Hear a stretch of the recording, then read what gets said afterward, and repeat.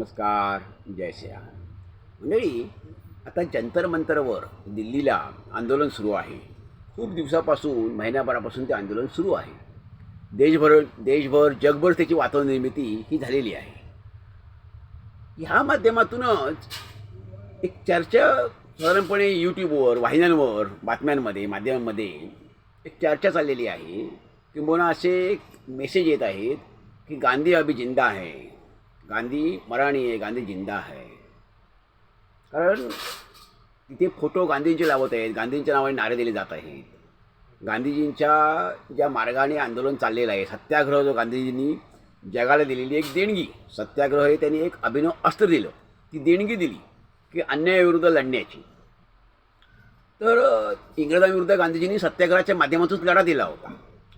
तर हे एक अभिनव अस्त्र जे सत्याग्रहाचं आहे, तिथे त्याचा वापर होतो आहे असं आत्ता जे काही माध्यमांवर चर्चा चाललेली आहे. तर ते असं सांगतायत की गांधीजींच्या मार्गाचा अवलंब करून हा सत्याग्रह चाललेला आहे आणि गांधी अभी जिंदा है. याचे कारण का, तर गांधी अभी जिंदा है. त्यांना सांगायचं हे की गांधी गेलेले नाही आहेत, गांधी अजून जिवंत आहेत. तर मुळामध्ये हा मुद्दाच चुकीचा आहे की गांधी अभी जिंदा आहे असं म्हणणंच चुकीचं आहे. की गांधी काही सामान्य व्यक्ती नव्हती. आपण गांधीला सामान्य समजतोय का? गांधीजी हे एक शक्तिशाली व्यक्तिमत्व होतं.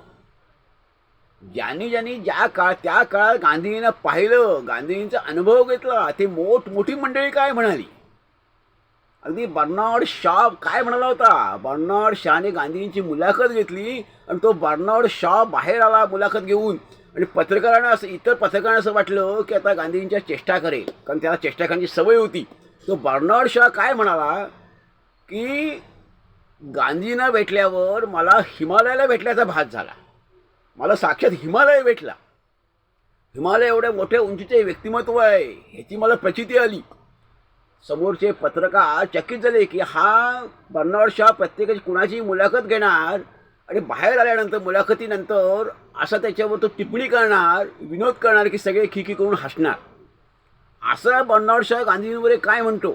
अल्बर्ट आइन्स्टाईन काय म्हणाला गांधींविषयी की असा मनुष्य भूतलावर होऊन गेला हे भावी पिढ्यांना समजणार नाही, पटणार नाही, सांगून जमणार नाही, त्यांना पटणारच नाही की असा एवढ्या मोठ्या उंचीचा विचारांचा, आचारांचा मनुष्य पृथ्वीतलावर होऊन गेला.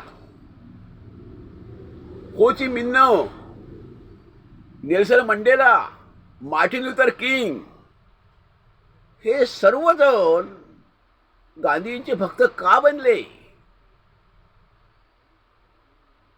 त्यानंतर चर्चिल तर गांधींचा एवढा द्वेष करायचा, शेवटपर्यंत त्याने गांधींची भेट घेतली नाही. पण गांधीजी गेल्यानंतर त्यांनी त्याच्या मुलाशी बोलताना असं म्हटलं की मी गांधींची भेट घ्यायला पाहिजे, त्यांच्याशी बोलायला पाहिजे होतं, ही माझी चूक झाली. चर्चिललाही नंतर त्याला पश्चाताप झाला होता, त्या वागण्याचा पश्चाताप झाला होता. आयुष्यभर गांधींचा चर्चिलने द्वेष केला. पण गांधी गेल्यानंतर तो असं म्हणाला की मी भेटलो नाही, माझी चूक झाली.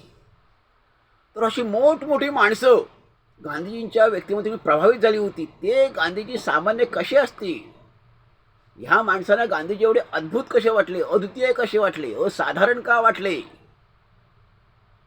आचार्य विनोबा गांधींविषयी काय म्हणतात, बाकी सर्वजण म्हणाले तर सोडून देऊ. आचार्य विनोबा हे कधीही त्यांनी स्वतः पुस्तक लिहिलेलं आहे, त्यात त्यांनी स्वतः असं म्हटलेलं आहे आचार्य विनोबांनी की मी कधी अतिशयोक्ती करत नाही, खोटा विनय आणत नाही,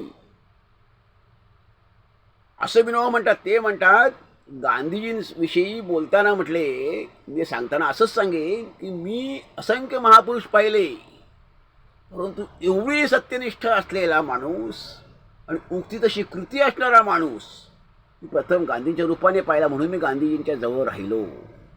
गांधीजींमध्ये कणभर जरी सत्यनिष्ठा कमी दिसली असती तर मी गांधीजींसोबत राहिलो नसतो, मी दूर गेलो असतो, असं आचार्य विनोबांनी लिहून ठेवलेलं आहे त्यांच्या पुस्तकामध्ये.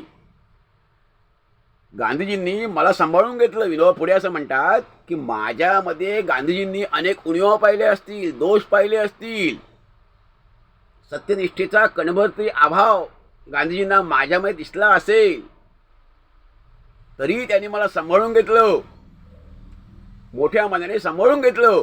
परंतु मी म्हणजे विनोबा म्हणतायत, मी मात्र गांधीजींमध्ये मला सत्यनिष्ठेचा जरा जरी अभाव दिसला असता, कणभर अभाव दिसला असता, तरी मी गांधीजींना सांभाळून घेऊ शकलो नसतो. कारण मी स्वतः सत्यनिष्ठेचा एवढा भोगता आहे असं विनोबा म्हणतात. त्यामुळे त्यांच्या सत्यनिष्ठ आचरणामध्ये कुठेही मला कणभरही कमतरता दिसली नाही, उणीव बसली नाही. म्हणून मी गांधीजींसोबत कायम राहिलो, त्यांचा भक्त सेवक बनलो, असं आचार्य विनोबाने लिहून ठेवलेलं आहे. आचार्य विनोबाने नंतर असा एक प्रश्न विचारला होता की गांधीजींचे विचार कृतीत कधी येतील. तर ते असंच म्हणाले होते की गांधीजी आत्ताच गेलेले आहे. गांधी व्यक्तिमत्व हे काही 500-1000 वर्षापूर्वीचं नाही आहे, आत्ताच व्यक्तिमत्व आहे, आत्ताच नुकतंच व्यक्तिमत्व होऊन गेलेलं आहे. तेव्हा एवढ्या शक्तिशाली माणसाचे विचार जे आहे ते कृतीत यायला 200-300 वर्षाचा कालखंड जावा लागतो. कारण ते मुळात माणसाला कळायला विचार वेळ लागतो. कारण एवढ्या मोठ्या शक्तिशाली माणसाचे ते विचार आहेत, एवढं माणसाचं आकलन नसतं. आपल्याला जे समजतं, आपल्याला जे दिसतं त्याच्या पलीकडे त्यांना दिसत होतं. गांधी हे फार मोठे द्रष्टे होते, युगप्रवर्तक होते, युगपुरुष होते. त्यांना जे आपण म्हणतो की जो देखे कवी जो देखे रवी जो न देखे रवी ओ देखे कवी, असं आपण म्हणतो. जे सूर्याला दिसत नाही ते कवीला दिसतं. मग असं गांधीचं व्यक्तिमत्व होतं की ह्या सगळ्याच्या पलीकडचं दिसणारं दूरदृष्टिकोन म्हणतो आपण, द्रष्टे म्हणतो, तसे ते द्रष्टे होते. त्यामुळे त्यांच्या प्रत्येक वाक्याचा आम्ही चुकीचा अर्थ काढला का? त्यांची जी वाक्य, त्यांची शब्द, ते प्रशांत किशोरने सांगितलं आपल्याला. प्रशांत किशोरने मागे बोलताना म्हणाले होते प्रशांत किशोर असं की गांधीजींचं एक एक वाक्य, एक एक शब्द फार महत्त्वाचा आहे, तो विचार करण्यासारखा आहे की ते जे वाक्य बोलतात लगेच आपल्याला अर्थ समजत नाही, आपण चुकीचा अर्थ घेतो. याचं कारण आपण आकलनामध्ये कमी पडतो. आपलं आकलन अपुरं असतं, तोकडं असतं, त्यामुळे आपण कमी पडतो. त्यामुळे त्यांच्या शब्दाचा अर्थ, वाक्यांचा, त्यांच्या काही शब्दांचा अर्थ कळायला, व्याख्यांचा त्यांचा अर्थ कळायला, भाषणांचा अर्थ कळायला खूप वेळ जाईल, कालखंड जाईल. जसा जसा समाज अधिक सुसंस्कृत बनेल, जसा समाज प्रगल्भ बनेल, परिपक्व बनेल, वैचारिकदृष्ट्या प्रगल्भ बनेल, तसा गांधींचे विचार समजत जाईल, गांधी समजत जाईल माणसाला. कारण गांधी काही सामान्य मनुष्य नव्हता. त्यामुळेच तर जग आज गांधींच्या प्रेमात पडलं. आज 600हून अधिक जगातल्या विद्यापीठांमध्ये गांधी या विषय शिकवायला आहे. 100हून अधिक देशामध्ये गांधींचे पुतळे आहेत. 100हून अधिक देशामध्ये गांधी नावाचे टपाल तिकीट आहे. आज जगभरामध्ये कुठलंही आंदोलन असो ते गांधींचा फोटो घेऊन आंदोलन केलं जातं, गांधींचं नाव घेऊन आंदोलन केलं जातं. अटल बिहारी वाजपेयी, एकदा संसदेमध्ये अटलजींनी भाषण सुरू केल्यानंतर समोरून नथुराम गोडसेचा उल्लेख केला आणि अटलजींच्या भाषणात अडथळे आणले गेले. अटलजी तात्काळ म्हणाले गोडसेचा विषय आणू नका मध्ये. त्यांनी सांगितलं असं की मध्ये गांधींना आणू नका आणि गोडसेचा विषय काढू नका. गांधी कोणी मामूली माणूस नाही, मामूली माणूस नव्हता की ज्याला आपण कुठलं काही साधं चर्चेच्या दरम्यान चर्चेच्या मध्ये गांधींना आणावं. अटलजी म्हणतात गांधीजींनी आपल्याला खूप काही दिलेलं आहे. आपल्या देशालाच नव्हे, जगाला, मानवजातीला गांधींनी खूप काही दिलेलं आहे. त्यांच्याकडून आपण काय घ्यायचं, कसं घ्यायचं, किती घ्यायचं, हा आपला प्रत्येकाचा प्रश्न आहे. तेव्हा गांधींकडनं काय घ्यायचं हे आपण ठरवायचं आहे, कसं घ्यायचं हे आपण समजायचं आहे. गांधींना कसं समजून घ्यायचं, त्यांचे विचार समजून कसे घ्यायचे हे आपण समजून घ्यायचं आहे. तेव्हा गोडसेमध्ये आणू नका ते म्हटले. अटलजी म्हणाले लालकृष्ण अडवाणींचंही गांधींवरचं भाषण जरूर ऐकावं. की गांधींचं आकलन एवढं लालकृष्ण अडवाणींना होतं आहे, म्हणजे अजूनही ह्यांची भाषणं जरूर ऐकावी. नानाजी देशमुख, रासव संघाचे नानाजी देशमुख एक मोठं व्यक्तिमत्व होतं, थोर समाजसेवक ते होते. ते गांधींविषयी काय म्हणाले? ते म्हणाले, एकदा नारायणभाई देसाईंशी बोलताना ते असं म्हणाले की मी जगाचा 5,000 वर्षाचा इतिहास वाचलेला आहे. परंतु गांधीजीने एवढी मोठी कामं उभी करणारा, मोठे संकल्प जाहीर करणारा, संकल्प सोडणारा आणि ते तडीच नेणारा, एवढी मोठी कामं ठरवून ती सिद्धीच नेणारा, पूर्ण करणारा माणूस जगाच्या इतिहासात अन्य माणूसही पाहिलेला नाही. हे स्वतः नानाजी देशमुखांसारख्या माणसाने म्हटलेलं आहे. तेव्हा ह्या ज्या घोषणा आहेत मुळामध्ये की गांधी अभी जिंदा है, ह्याच मुळात चुकीच्या घोषणा आहेत. ह्यात काही अर्थ नाही आहे. गांधी कसा राहील?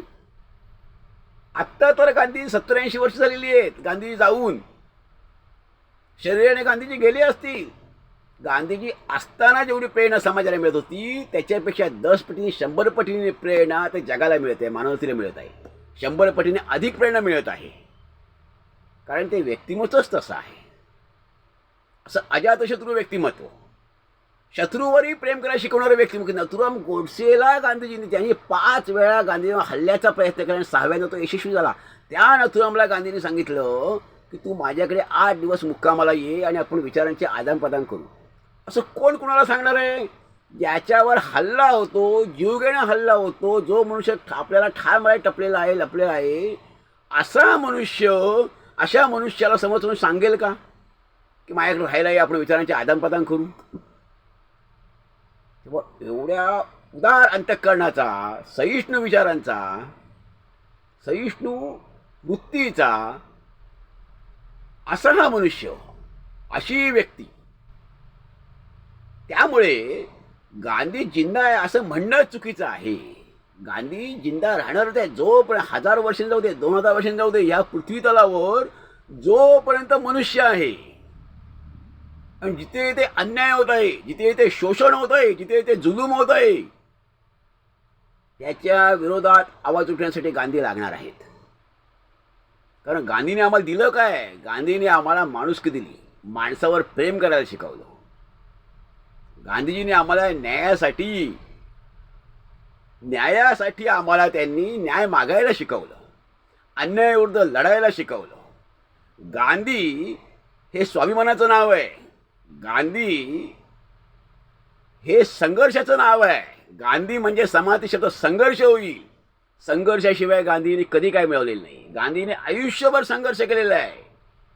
इंग्रजांविरुद्ध, आफ्रिकेमध्ये, भारतामध्ये आयुष्यभर गांधींनी इंग्रजांविरुद्धच्या शोषणाविरुद्ध त्यांनी संघर्ष केला. इंग्रजांनी केलेल्या शोषणाविरुद्ध संघर्ष केला.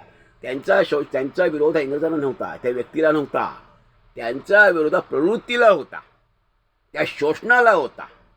इंग्रज नावाची जी शोषक जी प्रवृत्ती होती, भांडवलवादी प्रवृत्ती होती, शोषण करणारी, पिळवणूक करणारी, अन्याय करणारी, जुलूम करणारी, त्याच्या विरुद्ध संघर्ष होता. आणि तो सामान्य माणसासाठी होता, सामान्य माणसासाठी होता, मानवजातीसाठी होता. म्हणून गांधी नेहमी म्हणत की आमचा लढा, स्वातंत्र्य लढा हा फक्त भारतीयांसाठी नाही आहे. भारत स्वतंत्र, माझा देश स्वतंत्र व्हावा हे मला पाहिजेच आहे.